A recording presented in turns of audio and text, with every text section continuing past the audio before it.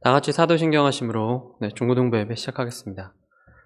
전능하사 천지를 만드신 하나님 아버지를 내가 믿사오며 그 외아들 우리 주 예수 그리스도를 믿사오니 이는 성령으로 잉태하사 동정녀 마리아에게 나시고 본디오 빌라도에게 고난을 받으사 십자가에 못 박혀 죽으시고 장사한 지 사흘 만에 죽은 자 가운데서 다시 살아나시며 하늘에 오르사 전능하신 하나님 우편에 앉아 계시다가 저리로서 산자와 죽은 자를 심판하러 오시리라.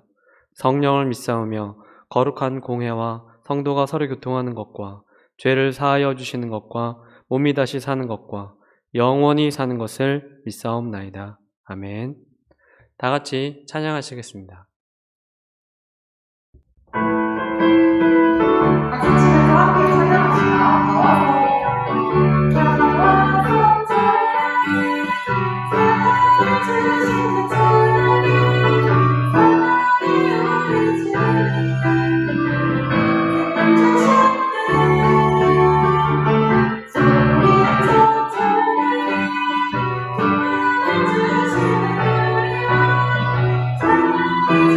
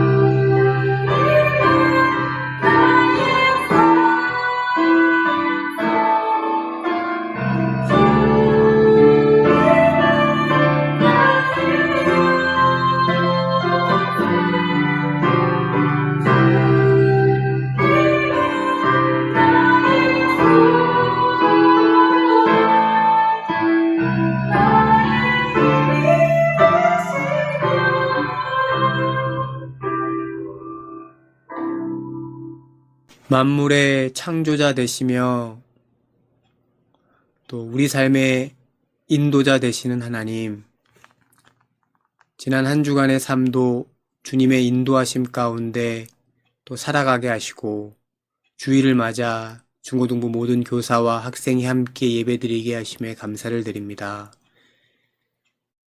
예수님의 그 십자가를 통해 우리의 많은 죄들을 단번에 해결해 주시고 죽음에서 부활하셔서 그 사망의 권세를 이기시고 모든 고통과 고난 가운데 우리를 자유케 해주신 하나님의 그 사랑에도 불구하고 지난 한 주의 삶을 돌아보면 그 사랑을 받은 자로서 살아가기보다 내 마음대로 내 뜻대로 살아온 지난 한 주의 삶이었음을 또 돌아보게 됩니다. 연약한 우리의 믿음과 삶의 모습들을 회개하오니 주님 용서하여 주시옵소서. 주님, 전도사님을 통해 창세기의 믿음의 여러 사람들의 이야기를 말씀을 통해 배우고 있습니다. 그들의 삶이 그들의 노력이 아닌 오직 하나님의 은혜로 변화되었던 것처럼 우리 모든 중고등부의 사람들도 하나님의 그 은혜 가운데 이 시대를 살아갈 때에 우리의 많은 어려움 가운데서도 오직 하나님의 말씀에 순종함으로써 하나님의 은혜로 변화받는 귀한 중고등부 다 되게 하여 주시옵소서. 말씀을 전하시는 전도사님 가운데서도 전도사님에게도 은혜를 주셔서 하나님이 우리에게 주시고 싶은 그 말씀을 선포하실 수 있도록 주님 인도하여 주시기 원합니다. 감사를 드립니다. 예수님의 이름으로 기도드립니다. 아멘. 네, 오늘 하나님께서 주신 말씀은 출애굽기 3장 9절에서 14절입니다. 네, 출애굽기 3장 9절에서 14절입니다. 이제 가라, 이스라엘 자손의 부르짖음이 내게 달하고 애굽 사람이 그들을 괴롭히는 학대도 내가 보았으니 이제 내가 너를 바로에게 보내어 너에게 내 백성 이스라엘 자손을 애굽에서 인도하여 내게 하리라. 모세가 하나님께 아뢰되 내가 누구이기에 바로에게 가며 이스라엘 자손을 애굽에서 인도하여 내리이까? 하나님이 이르시되 내가 반드시 너와 함께 있으리라. 내가 그 백성을 애굽에서 인도하여 낸 후에 너희가 이 산에서 하나님을 섬기리니 이것이 내가 너를 보낸 증거니라. 모세가 하나님께 아뢰되 내가 이스라엘 자손에게 가서 이르기를 너희의 조상의 하나님이 나를 너희에게 보내셨다 하면 그들이 내게 묻기를 그의 이름이 무엇이냐 하리니 내가 무엇이라고 그들에게 말하리이까? 하나님이 모세에게 이르시되 나는 스스로 있는 자이니라. 또 이르시되 너는 이스라엘 자손에게 이같이 이르기를 스스로 있는 자가 나를 너희에게 보내셨다 하라. 아멘. 오늘은 출애굽기 말씀을 이제 처음 시작하는 날인데요. 오늘 13과 공과 함께 부름받아 나선 인생이라는 제목으로 하나님 말씀 증거하도록 하겠습니다. 부름받아 나선 인생 하면 제일 먼저 떠오르는 찬송가가 있죠. 부름받아 나선 이 몸 어디든지 가오리까, 이런 찬송가가 있는데 전도사님은 지금 신학대학원을 다니고 있잖아요. 이제 올해 3학년 졸업반인데 정말 시간이 빨리 간 것 같아요. 근데 이 신학대학원생들의 가장 주제곡이에요. 이 찬송가가 이제 부르심, 모세를 불러주신 이야기를 오늘 한번 이제 이야기해 보려고 합니다. 그래서 하나님께서 모세를 불러주셨는데 모세뿐만 아니라 하나님께서 어떤 사람을 택해서 불러서 하나님께서 사용하실 때 이제 어떤 일들이 일어나고 어떤 기대가 생기는지, 그리고 우리 사람들은 어떻게 반응해 왔는지, 이런 부분들을 오늘 살펴보면 좋을 것 같아요. 지난주에는 부활절이었었죠. 네, 부활절 계란. 요즘에 계란 비싼데 오랜만에 계란을 2개나 먹었어요. 너무 저는 기뻤습니다. 네, 평안하냐라는 단어가 기뻐해라, 즐거워해라 라는 뜻이었다는 얘기를 지난주에 했었죠. 그래서 지지난주에는 우리가 무슨 이야기를 했었냐면 창세기의 이제 마지막 부분 요셉에 대한 이야기를 했었어요. 그래서 요셉이 형들에게 이제 팔려가지고 이제 뭐 감옥에도 가고 노예로도 지내다가 총리로 이렇게 살게 되었다. 다시 말해서 하나님께서 이제 인도해 주시는 인생을 살게 되었다라는 얘기를 우리가 지지난주에 이렇게 했었죠. 중간에 이게 부활절이 한번 있어가지고 이제 우리 공과의 흐름이, 우리 설교의 흐름이 조금 기억이 안 날까 다시 한번 복습했고요. 오늘은 이제 계속 이어서 출애굽기, 창세기에 이어서 출애굽기를 같이 나눠보려고 해요. 우리 친구들 요즘에 브레이브걸스라고 혹시 들어봤어요? 그 용감한 형제들이라는 이제 작사 작곡을 하는 그런 이제 엔터테인먼트가 있는데 거기서 야심차게 이제 오래전에 낸 걸그룹이에요. 근데 이제 냈는데 전도사님은 개인적으로 그런 이제 엔터테인먼트를 좀 좋아해요. 그래서 많이 듣고 그랬었죠. 저는 대학교 1학년 때, 대학 1학년 때인가 3학년 때인가 그때 MBC 그 음악 그 프로그램에 친구랑 둘이서 갔던 적도 있었어요. 그때 하얀색 새거 나이키 운동화 신고 갔는데 거기에 무슨 신인 가수 이렇게 나와가지고 뭐 한다고 이렇게 촛불이래. 불꽃 이렇게 타는 거 이거 하나씩 나눠주는 거예요. 그래가지고 이렇게 흔들려고 그러는 거예요. 신인 가수들 그 뭐 호응해준다고. 그래서 그거 흔들는데 갑자기 내 옆에 어떤 이상한 사람이 이거 흔들다가 이제 이 불꽃이 내 운동화에 떨어진 거예요. 그 하얀색 나이키.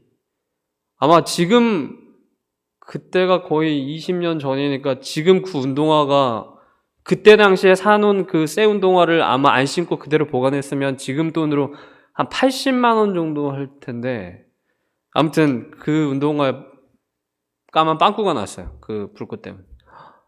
그래서 그 이후에는 이제 방송국에 안 갔어요. 아무튼 어쨌든 브레이브걸스라는 이제 그런 걸그룹이 있는데 요즘에 굉장히 역주행하고 있죠.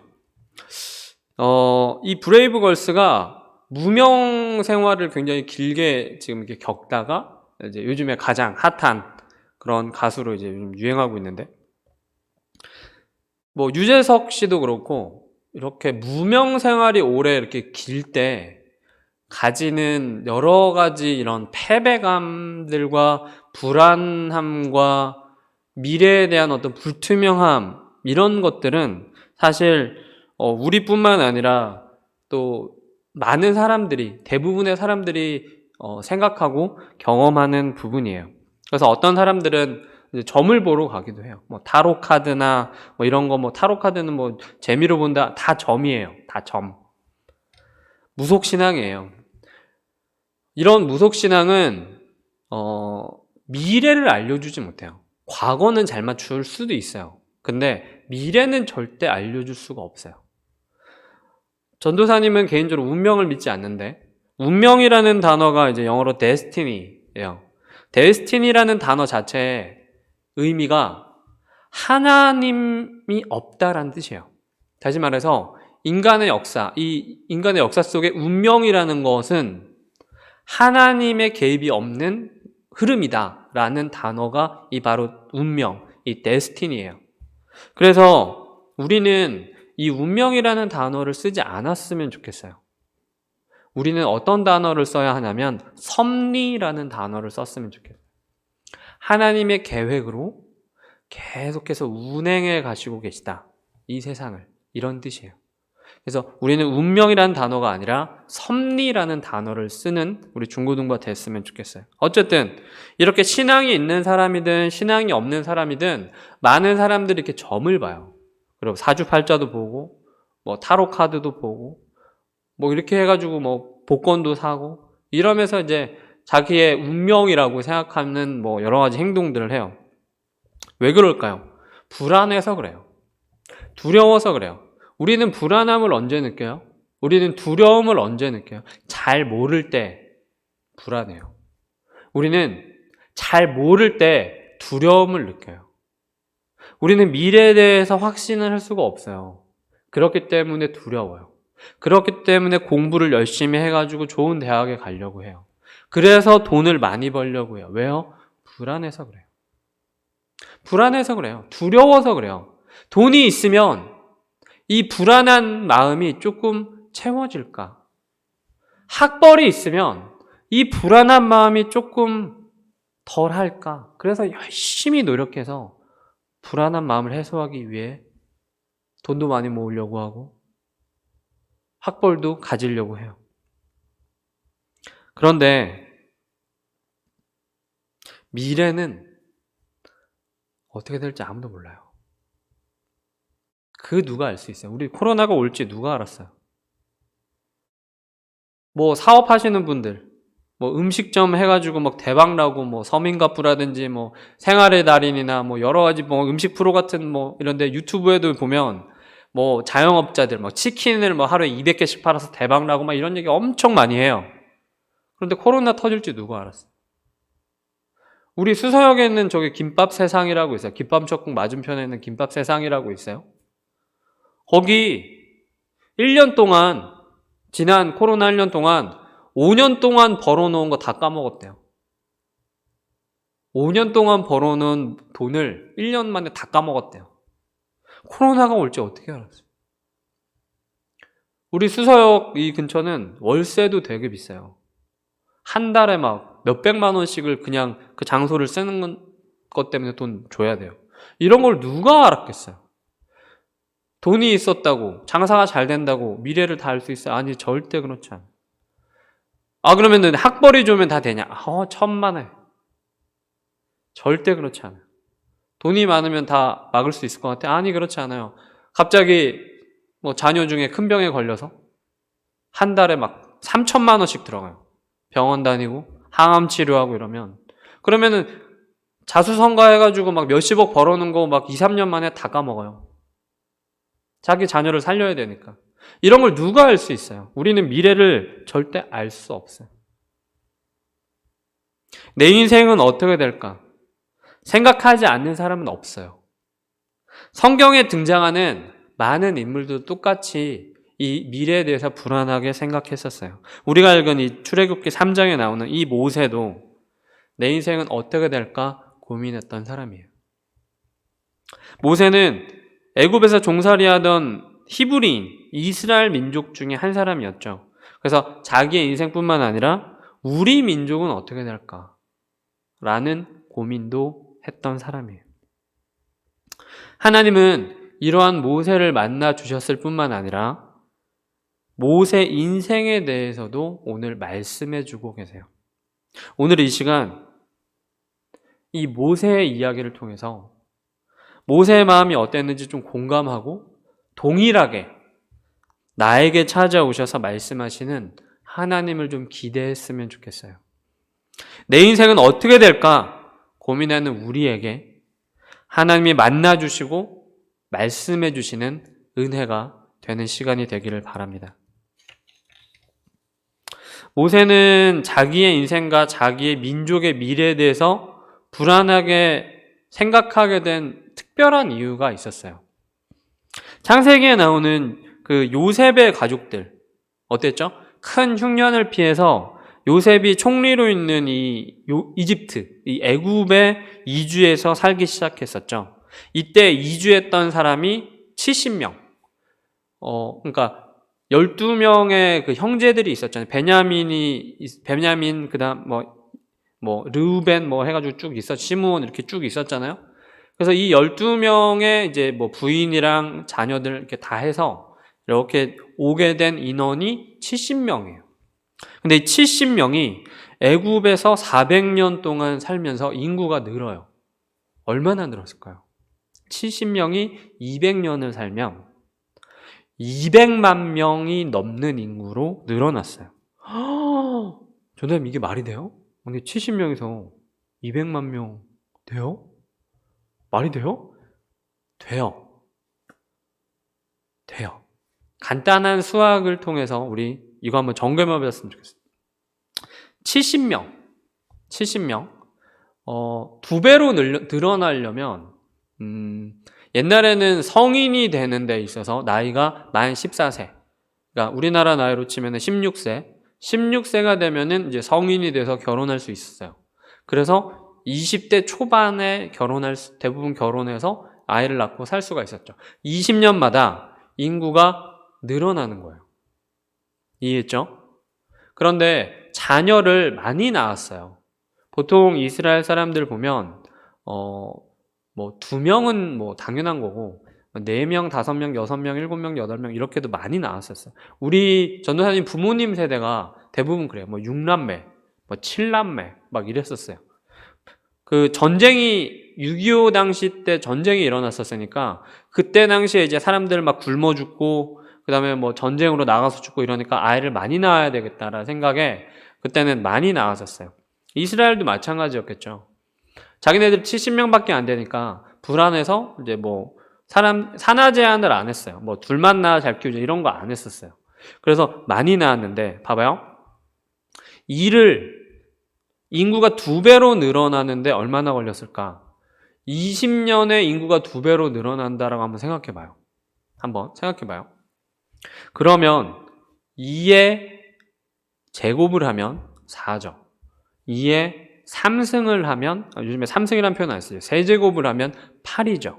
이런 식으로 해서 2를 10번 곱하면 1024가 돼요. 이거를 1kB라고 하죠. 그런데 2를 15번 곱하면 3만이 넘어가요. 다시 말해서 20년마다 2배로 늘어나기만 해도 15번, 다시 말해서 300년만 지나도 3만 배로 늘어난다고요. 인구는. 다시 말해서 지금 70명이 3만 배로 늘어나면 210만 명이 되는 거예요. 무슨 말인지 이해하죠? 뭐 갑자기 설교 시간이 수학 시간이 된 것 같은데 간단하게 말해서 충분히 이렇게 인구가 늘어날 수 있다라는 얘기를 하는 거예요. 그러자 애굽 왕 바로가 이 이스라엘의 급성장에 200만 명이 갑자기 70명 데리고 왔는데 갑자기 200만 명이 된 거예요. 200만 명이면 이 서울의 5분의 1이에요. 5분의 1. 어마어마한 인구예요. 이 인구가 갑자기 전쟁을 일으켜봐요. 얼마나 위협적이 되겠어요. 그래서 이스라엘 민족을 핍박하기 시작해요. 그래서 점차 그 핍박이 거세지면서 어린아이들을 다 죽이라 라는 명령을 하게 돼요. 이 어린아이들을 다 죽여라 라는 명령은 실제로 이집트 그 고대 벽화에도 나와 있어요. 바로가 이 파라오, 이집트의 왕을 파라오라고 하는데 성경에는 그걸 이제 한국어 발음으로 바로라고 해요. 바로가 이런 명령을 내렸을 무렵에 이제 모세가 태어나요. 모세의 어머니는 모세를 죽이지 않고 몰래 숨겨서 키웠어요. 그러다가 더는 이제 계속 울고 애가 또 가만히 안 있잖아요. 말 계속하고 이러니까 모세를 이제 갈대 상자에 넣어가지고 이제 강에다가 띄워요. 방수 처리 이렇게 해가지고. 그런데 나일강에 이제 목욕하러 나왔던 이집트의 한 공주가 모세를 발견을 해서 데려가 키우게 되죠. 모세가 성인이 된 어느 날이었어요. 근데 모세가 성인이 됐다라고 해서 지금 우리가 생각하는 뭐 25살, 6살이 아니에요. 이때의 성인은 만 16세. 이해해요? 만 16세가 아니고 16세, 만 14세를 말해요. 우리나라로 치면은 중학교 2학년 정도 됐다라는 거예요. 중학교 2학년이 된 어느 날, 한 이집트 사람이, 이 애굽 사람이 이스라엘 사람을 때리는 것을 보고 참지 못해서 이 애굽 사람을 죽이게 돼요.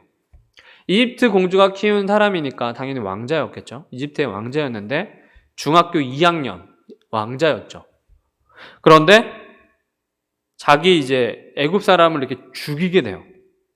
그리고 다음 날에 이스라엘 사람들이 싸우는 것을 보고 가서 또 말리려고 그래요. 근데 한 이스라엘 사람이 이렇게 말해요. 어제처럼 우리까지 죽이려고 그러냐? 라는 말을 하며 따지기 시작해요. 자기가 한 일은 아무도 모를 거라고 생각했던 이 모세가 되게 당황해요. 모세가 애굽 사람을 죽인 이 일이 바로에게까지 알려지고 바로는 모세에게 그 죄를 물으려고 했어요. 모세는 두려웠고 이 바로를 피해서 광야로 도망치게 되죠. 이 부분의 이야기에서 사람들은 의구심을 던져요. 왕자인데 아니 한 사람 죽였다고 해서 그게 큰일이냐?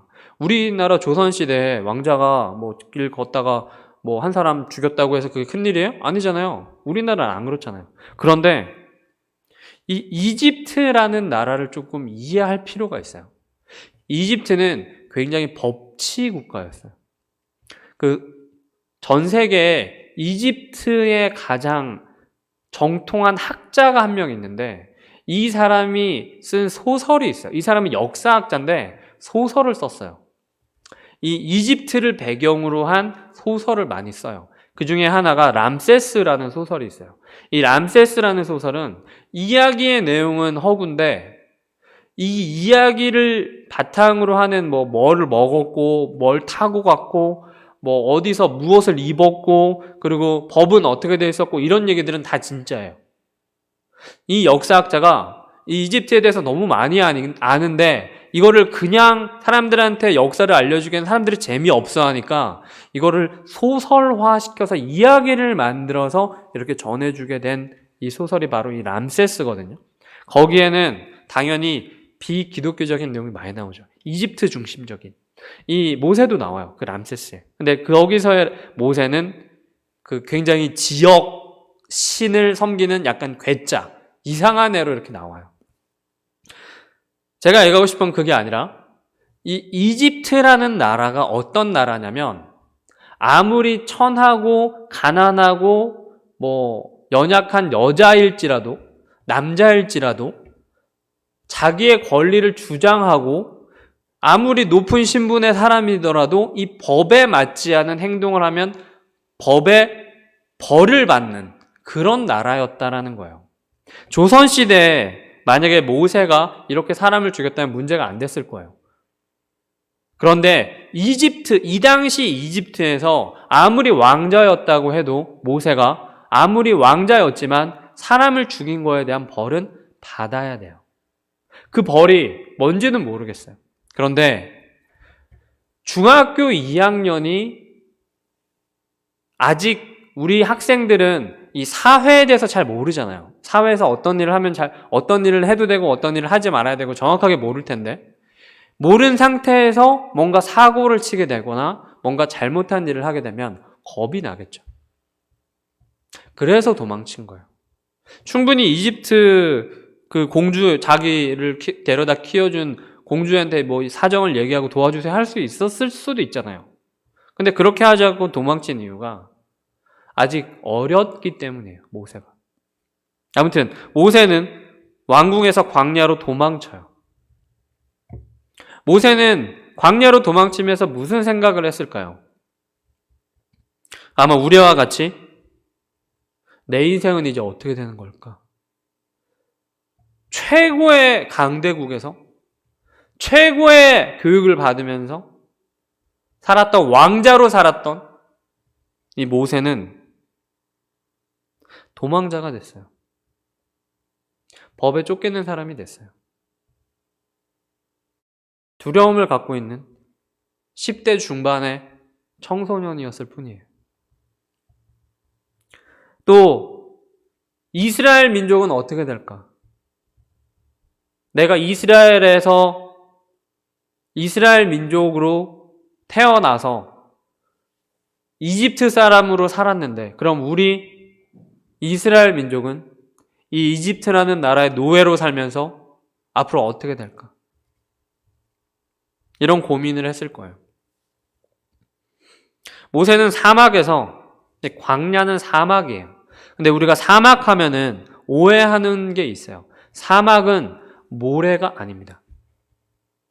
사막이라고 부르는 지역의 90%는 돌이에요. 암석지대라고요. 암석지대는 사이사이에 동굴도 있고 굉장히 많은 그런 그러니까 풀이 없는 그런 돌로만 되어 있는 지역이 광야예요. 사막. 물론 모래가 있는 지역도 있죠. 사하라 사막처럼 큰 사막도 있어요. 그런데 기본적으로 광야, 기본적으로 이 사막이라 하면 90%는 모래가 아니라 일반 암벽으로 되어 있다는 거. 그냥 돌로만 되어 있는 지역이라는 거 생각했으면 좋겠어요. 그런 지역으로 모세가 도망쳐요. 거기서 40년을 살게 돼요. 40년 동안 어떻게 살았을까요? 내 인생의 앞길이 보이지 않았을 거예요. 내 인생의 미래가 어떨지 몰랐을 거예요. 내가 어떤 것에 관심이 있었는지도 몰랐을 거예요. 내가 어떤 일을 좋아하는지도 몰라서 당황했을 거예요. 어떤 친구들은 이런 친구도 있어요. 나는 내가 관심 있는 것만 할 거야. 관심 있는 것만 하잖아요? 근데 대부분 어떤 직업을 선택을 할 때, 저 일을 하는 사람들의 이야기를 들어보고 선택을 하잖아요. 그런데 어떤 직업이든지 마찬가지예요. 어떤 직업이든지 돈을 번다라는 건 다른 사람들에게 뭔가 이로움을 주는 거예요. 그리고 그 안에서 내 만족을 채우는 거죠. 돈이라든지 뭐 명예라든지 보람이라든지 이런 것들을 채우는 거예요. 그러면 나머지 90% 정도는 다른 사람을 위해 하고 10% 그 만족으로 사는 거예요. 어떤 직업이든지 마찬가지예요. 그런데 그 10%만 보고 그 직업을 선택하면 굉장히 오래 할 수 없어요. 많은 친구들이 뭐 드라마를 본다든지, 오늘 뭐 어떤 사람의 이야기를 듣는다든지, 뭐 만화를 본다든지, 뭐 영화를 본다든지 해서 그 직업을 선택해요. 그런데 굉장히 위험해요. 그 직업을 어떤 선택을 할 때는 장점과 단점을 다 들어봐야죠. 그리고 내가 그 직업이 갖고 있는 단점을 내가 평생에 해결할 수 있는지를 스스로 돌아봐야 돼요. 모세는 불안했을 거예요. 광야에서. 양을 치면서 잠을 자지 못했던 때도 있었고, 어떻게 해야 되나 결심을 할 때도 있었고, 다 포기하고 싶을 때도 있었고, 숨고 싶은 순간도 있었을 거예요. 지금 이제 고3 이제 친구들도 있을 텐데, 내년에 그럼 이제 나는 어떻게 해야 되나? 많은 생각들이 있을 거예요. 뿐만 아니라 우리도 또 다 마찬가지예요. 모세도 우리처럼 그럼 내 인생은 어떻게 될까?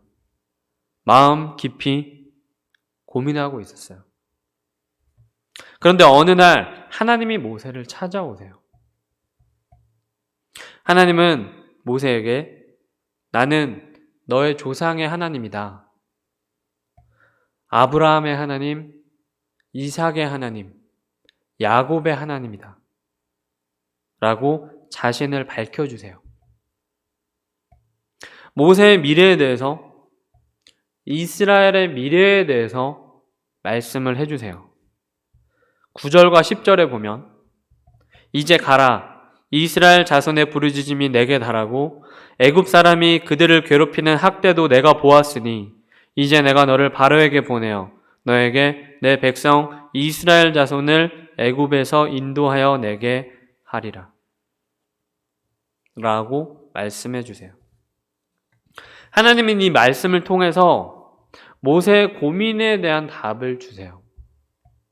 모세는 이스라엘 자손을 이집트에서 인도해내는 일을 하게 될 것이라고 말씀을 해주세요. 이스라엘 자손은 지금까지 애굽의 학대 속에서 하나님께 부르짖었었어요. 그리고 이제는 하나님이 그 간구를 들으셨고 애굽으로부터 건져내어서 하나님이 원하시는 땅으로 인도해 주실 것이라고 말씀해 주고 계세요. 하나님은 모세의 깊은 고민을 알고 계셨고 응답해 주고 계신 거죠. 40년 동안 모세는 고민했어요. 그런데 이 말씀을 들은 모세의 반응이 좀 이상해요. 11절 한번 볼까요? 내가 누구이기에 바로에게 가며 이스라엘 자손을 애굽에서 인도하여 내리이까. 하나님은 모세를 지도자로 세우셨어요. 그리고 이스라엘 민족에게 애굽에서 구원해 주시겠다는 큰 그림을 보여주셨어요. 그런데 모세는 지금 하나님께 뭐라고 말하고 있어요? 관심 없다. 저는 그런 일을 할 만한 사람이 아니에요. 제 관심 분야는 이거예요. 제가 다른 얘기 많이 들어봤는데 저는 별로 들어봤는데도 별로 흥미 없고 제 관심 분야는 이거예요. 이렇게 말하고 있는. 왜 이렇게 반응했을까요? 모세는 40년 동안 마음이 약해졌을 거예요. 모세의 나이가 이제 80살이었어요. 이때. 이제 자신의 인생은 새로운 일이 일어날 시작할 나이가 아니라고 여겼을 수도 있어요. 이스라엘 민족은 이제 내일이 아니라고 생각했을지도 몰라요, 모세는.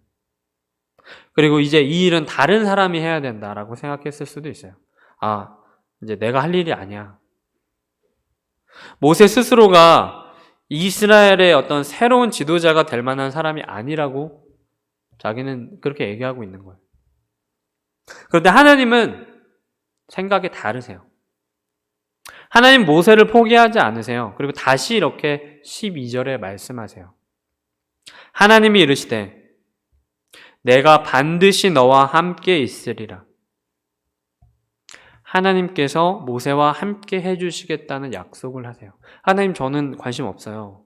하나님 저는 그런 일을 하는 사람이 아니에요. 하나님 저는 그럴 만한 깜냥이 못 돼요. 라고 얘기하는데 하나님께서 이렇게 말씀하세요. 내가 너와 함께 하겠다.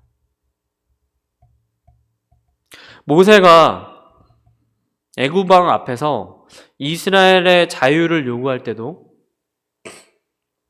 이스라엘 백성 앞에 서서 자신을 따라서 애굽에서 가나안으로 옮겨갈 것을 명할 때도 그 모든 자리와 순간에 하나님이 모세와 함께 하셨습니다. 그리고 그 모세를 도와주겠다라고 약속하셨습니다. 하나님은 이 약속을 통해서 모세가 혼자서 이 일을 감당하지 않을 것이다 라는 사실을 깨닫게 하기를 원하셨어요. 하나님은 이 두려워하는 모세를 위해서 하나님이 친히 모세와 함께 하시고 도와주실 것을 약속하셨다는 거예요. 이처럼 하나님은 그분의 계획을 이루기 위해서 모세를 부르셨어요. 전도사님도 이제 교회에서 이제 일을 하잖아요. 수련회를 계획을 해가지고 일은 이렇게 해서 이렇게 일을 이렇게 해요. 그러면 전도사님은 이렇게 봤을 때, 이분은 갖고 있는 능력이 만약에 100이다. 그러면은 한 110 정도 줘요. 아니면 한 120 정도에 되는 일을 줘요. 전도사님이 일을 할 때 약간 그런 식으로 줘요. 그러면 그 사람의 반응을 봐요. 그 사람의 능력이 100인데 한 80이나 90 정도로 줄 수도 있어요. 근데 그것보다 110이나 120 정도에 되는 일을 100 정도 되는 능력이 있는 사람한테 줘요. 그리고 봐요. 이렇게. 어떻게 하나. 두 가지의 반응을 보여요. 하나는 못하겠어요. 그리고 자기 100이라는 능력으로 그 일을 했는데 110, 120 버겁잖아요. 그러고 나니까 자기가 생각했던 스스로의 모습만큼 제대로 해내지 못하는 걸 보고 저를 원망하기도 해요. 아, 그거는 그렇게 해줬어야죠. 막 이런 식으로 얘기도 해요. 근데 제가 원했던 건 그게 아니에요. 제가 원했던 건 오늘 본문에 나와 있는 것과 같은 마음으로 그 일을 주거든요. 내가 능력이 100인데 나한테 갑자기 120을 맡겨줬어요. 그러면 내가 모자란 그 20만큼의 능력을 기도로 간구하기를 원하는 거예요. 하나님께 그 능력을 달라라고 말하는 기도를 하는 거예요. 그리고 나서 애쓰는 모습을 보여요. 기도하고 나는 버겁고 부족한데 하나님께 애써요. 그러면 제가 개인적으로 이렇게 연락해서 그 20을 이렇게 채워줘요. 그러고 나면 성장이 있어요. 그리고 나면 그분은 더 이상 100 정도의 능력이 아니라 120 정도의 능력의 사람이 되는 걸 너무너무 많이 봐왔어요. 하나님이 일하시는 방식이에요. 나는 능력이 100인데 하나님 왜 나에게 120을 주십니까? 못하겠어요. 내가 누구이기에 바로에게 갑니까? 내가 누구이기에 이스라엘 자손을 애굽에서 인도하여 냅니까? 나는 능력이 없습니다. 나는 능력이 100밖에 안 돼요. 그럴 때 하나님이 말씀하세요. 내가 반드시 너와 함께 하리라. 이게 하나님이 일하시는 방식입니다. 기도가 뭐예요? 기도는 하나님의 일을 하는 능력을 구하는 거예요. 능력을 받는 거라고요. 그런데 기도도 안 하고 자기의 100이라는 자리에 계속 머물러 있으면 다람쥐 쳇바퀴 돌듯이 계속 신앙생활이 점프를 못하는 거예요. 계속 거기 머물러 있는 거예요. 10년, 20년이 지나도 계속 그 수준이라고요. 그래서 이 본문을 잘 이해했으면 좋겠어요. 하나님의 일하는 방식이 어떤지.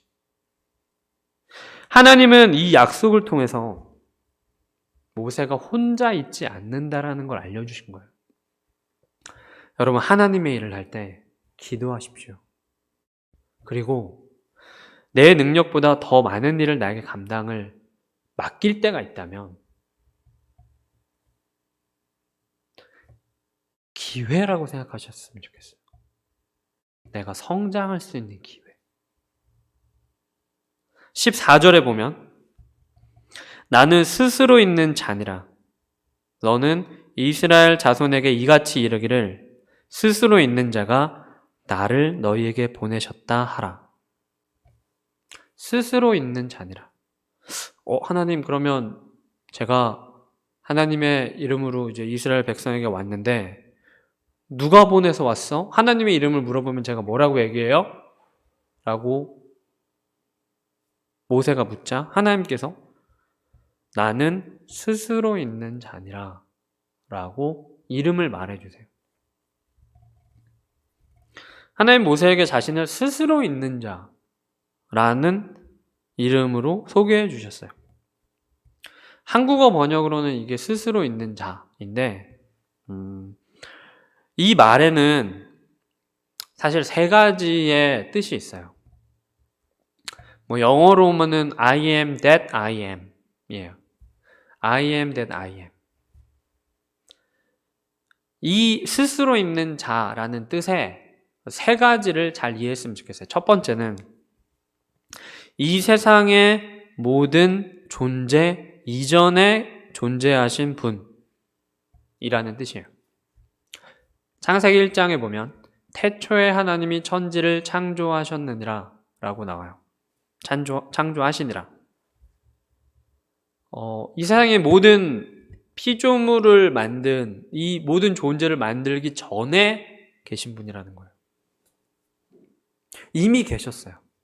이미 계셨어요. 저는 영화를 되게 좋아해요. 영화 안에 많은 이제 인물들이 있잖아요. 인물들과 뭐 사건도 있고 이야기도 있고 뭐 여러 가지 배경들도 있잖아요. 근데 이 영화 이전에 뭐가 있죠? 감독이 있죠. 그리고 이 연기자들이 있잖아요. 그러면 이 영화에는 나오지 않지만 이 영화를 만드는 사람이 있잖아요. 누가 만들어요? 감독이 만들죠. 촬영 감독이 만들죠. 편집자가 만들죠. 연기자들이 만들죠. 우리는 지금 멈추지 않는 시간을 계속 가잖아요. 마치 유튜브 영상이 스트리밍 되는 것처럼 우리 인생 쭉 가잖아요.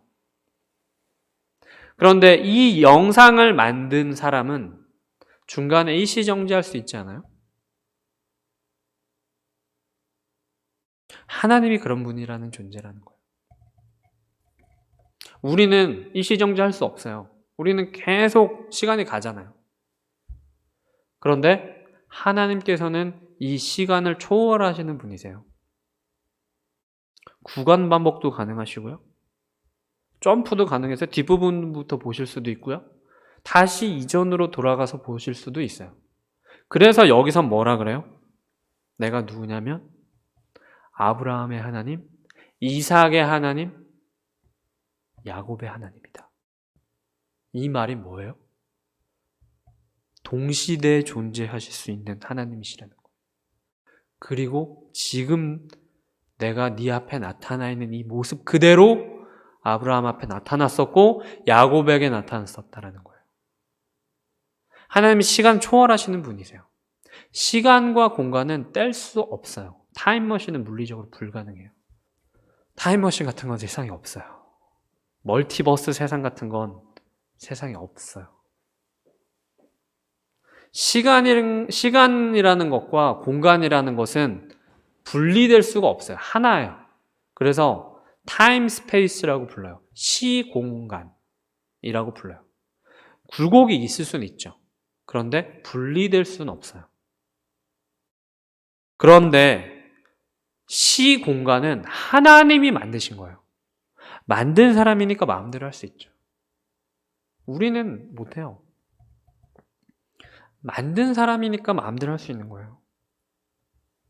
하나님은 여기에 이 세상이 만들어지기 이전에 계신 분이라고 지금 말씀해주고 계신 거예요. 다시 말해서 뭘 얘기하고 계신 거예요? 창조주라고 얘기하고 계신 거예요. 두 번째는 모든 것이 하나님으로부터 나왔다라는 의미가 있어요. Come from. 다 하나님으로부터 나왔다. 우리는 부모님이 계시니까 우리가 태어날 수 있었잖아요. 이런 식으로 원인과 결과로 봤을 때 계속해서 원인을 찾아가는 학문이 있어요. 인과론이라고 해요. 이 원인과 결과. 인과론이라고 해요. 인과론의 결론이 뭔지 알아요? 하나님이 세상을 이처럼 사랑하사 독생자를 주셨으니 이는 저를 믿는 자마다 멸망치 않고 영생을 얻게 하려 하심이라. 이 모든 원인은 하나님이 세상을 창조하셨고 예수님을 우리의 구원자로 보내주시기 위해서. 이게 모든 이야기의 원인이에요. 모든 이야기의 원인이 바로 이 원인. 스스로 있는 자. 하나님이 창조주라는 뜻이에요. 스스로 있는 자. 이 모든 것이 하나님으로부터 나왔다는 뜻이에요. 따라서 하나님은 능치 못할 일이 없으세요. 전능하신 분이시라는 거죠. 전능하신 분. 영화를 보면 전지전능하는데 전지전능한 사람이랑 전지전능한 어떤 뭐 히어로랑 어떤 전지전능한 히어로랑 둘이 싸우는데 누가 이겼어. 그럼 이게 전지전능한 거예요? 졌는데 무슨 전지전능이야. 스스로 있는 자. 스스로 있는 자는 창조주 하나님이라는 뜻이에요.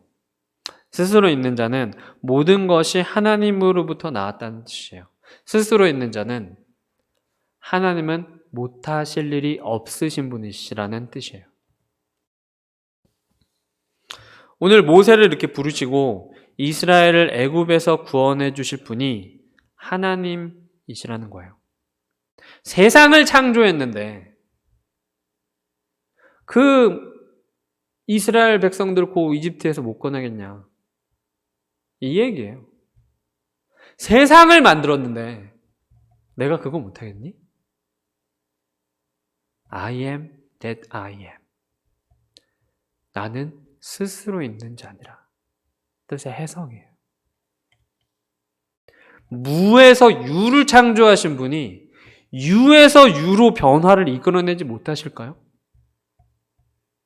그래서 이제 모세는 하나님의 부르심을 믿고 하나님의 계획대로 이스라엘 백성을 이집트에서 인도해요. 죽음의 위기에 처한 모세를 건져내셨죠. 갈대아 그 상자에 이렇게.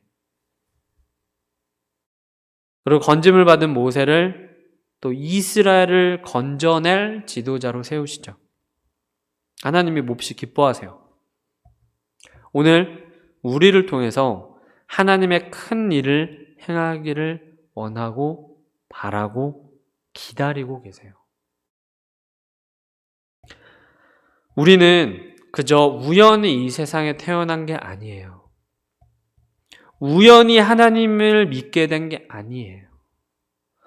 우연히 예수님을 믿어서 하나님의 자녀가 된 게 아니에요. 하나님이 태초부터 이 세상 시작 때부터 우리를 알고 계셨어요. 우리를 통해서 하나님의 나라의 큰 일을 이루실 계획을 세우셨어요. 그리고 그 하나님의 섭리 안에서 오늘 우리를 이 자리로 인도하여 내신 거예요. 하나님이 모세를 부르시고 그를 통해서 이스라엘을 구원하기를 기뻐하셨듯이 오늘날 우리를 부르시고 우리를 통해서 이 세상을 기뻐하기를 원하세요. 하나님이 이 세상을 구원하시기 위해서 우리에게 맡기신 일이 있어요. 그것을 사명이라고 불러요. 우리 인생은 어쩌다가 우연히 살게 된 인생이 아니에요. 하나님은 우리 각 사람에게 특별한 계획을 갖고 계세요. 하나님은 우리를 하나님의 자녀로 부르셨어요.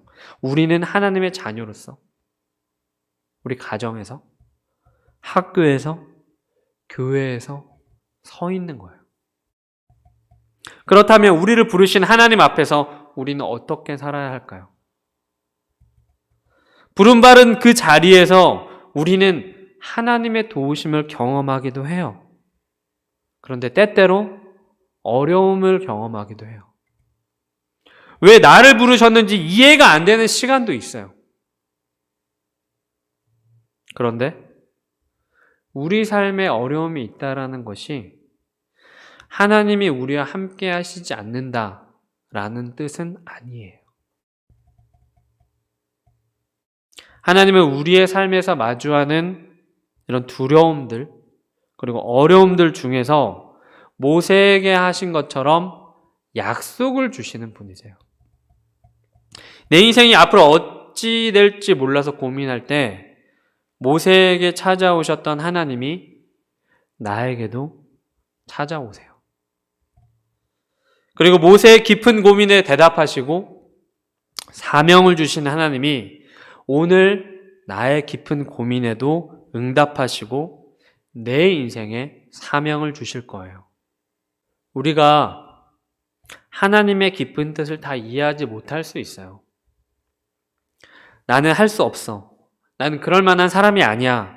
라고 거절할 때에도 하나님은 다시 한번 내가 너와 함께 하리라 라고 말씀해 주고 계세요. 마지막으로 이사야서를 읽고 마치고자 해요. 이사야서 41장 10절에 이런 말씀이 있어요. 두려워하지 말라.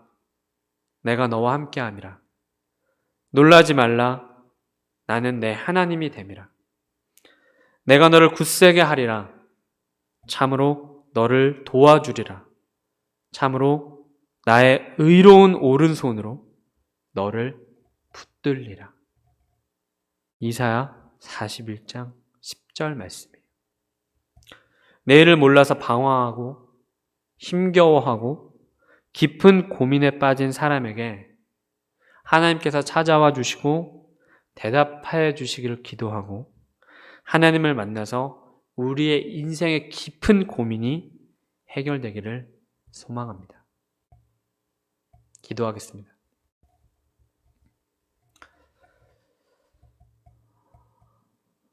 우리와 함께 하시는 하나님, 늘 우리를 선한 길로 인도하여 주시고 오늘의 모세의 부르심을 아버지 경험했던 이런 이스라엘의 건지심을 기뻐하셨던 하나님께서 동일하게 오늘 우리에게 역사하고 계심을 믿습니다. 하나님, 우리가 모세가 반응했던 그런 반응처럼 두렵고 거절하는 인생이 아니라 하나님께서 주시는 이 놀라운 기회들을 감사함으로 받으며 이 성장할 수 있는 너무나 감사한 기회로 삼으며 더욱더 스스로 계신 하나님과 동행하며 역사들을 이루어 나갈 수 있도록 주님 도와주십시오. 하나님, 우리에게는 미래에 대한 불안감이 있습니다. 미래에 대한 깊은 고민들이 있습니다. 재물에 대한 불안감들, 학벌에 대한 불안감들, 이런 것들이 우리를 채워주지 못함을 기억하게 도와주시고 내 인생을 채워주시는 여호와 하나님만을 기뻐하며 살아갈 수 있도록 인도하여 주시옵소서. 오직 여호와를 기뻐하는 자는 주야로 그 말씀을 묵상하는 자가 의인이라고 말씀해 주셨던 그 시편의 말씀처럼 주여, 우리가 오직 하나님의 말씀으로 기뻐하며 살아갈 수 있는 주님의 자녀 될 수 있도록 인도하여 주시옵소서. 살아계신 예수님의 이름으로 기도합니다. 아멘. 네, 감사합니다. 이제 4월 달인데요. 이제 중간고사, 전도사님은 다음 주 중간고사예요. 요즘에 시험을 보는 친구도 있고 안 보는 친구도 있겠지만 시험을 통해서 또 성장할 수 있는 기회가 있고 또 시험을 통해서 또 열심히 공부할 수 있는 또 이유가 되기도 하고 하니까 또 열심히 또 준비했으면 좋겠고 막 벼락치기로 막 전날 막 밤새고 이러지 말고 미리미리 이렇게 해서 미리미리 준비하는 우리 친구들이 되기를 바라요. 그러면은 오늘 이제 공과가 13과가 진행이 됐을 텐데 16과를 마치고 이제 그 다음 주에 우리는 이제 성경 퀴즈 대회로 한 번 더 모이도록 하겠습니다. 네, 이제 부활절이 지났는데 이제 부활절이 지나면 이게 라마단이라는 이제 무슬림 단체들이 이제 있어요. 그때 이제 라마단 금식 기도라고 자기네 신들한테 막 기도하는 막 그런 이제 기도회가 있는데 우리는 그런 이제 잘못된 기도회, 역 라마단. 라마단이 기도하니까 우리가 역으로 역 라마단 기도회를 해요. 그래서 이제 4월 13일부터 이렇게 30일 동안 이제 기도를 하는데 교회에서 이런 자료들이 나갈 거예요. 그래서 필요한 자료들이 있으면 그런 기도 제목들 이런 거 같이 공유했으면 좋겠고 계속해서 매일매일 이렇게 기도하고 하나님 앞에 올바로 서는 우리 중고등부가 됐으면 좋겠습니다. 네, 그러면은 우리 주기도문으로 예배 마치겠습니다. 하늘에 계신 우리 아버지여, 이름이 거룩히 여김을 받으시오며 나라의 마옵시며 뜻이 하늘에서 이룬 것 같이 땅에서도 이루어지이다. 오늘날 우리에게 일용할 양식을 주옵시고 우리가 우리에게 죄 지은 자를 사하여 준 것 같이 우리 죄를 사하여 주옵시고 우리를 시험에 들게 하지 마옵시고 다만 악에서 구하옵소서. 대개 나라와 권세와 영광이 아버지께 영원히 있사옵나이다. 아멘.